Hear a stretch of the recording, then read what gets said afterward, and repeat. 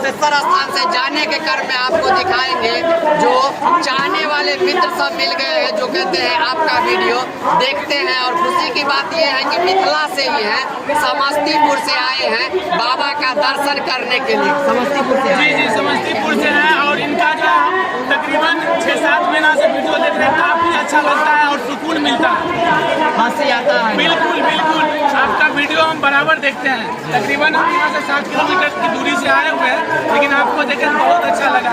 क्या नाम है? मेरा नाम लालू वकील हुआ और मैं आपका बहुत धन्यवाद भैया। आपका क्या नाम हुआ? शिवाजी। आप भी समस्तीपुर से ही आए, देखते हैं मेरा वीडियो, अच्छा लगता है। बाबा का दर्शन हुआ? हाँ बाबा का दर्शन हुआ है।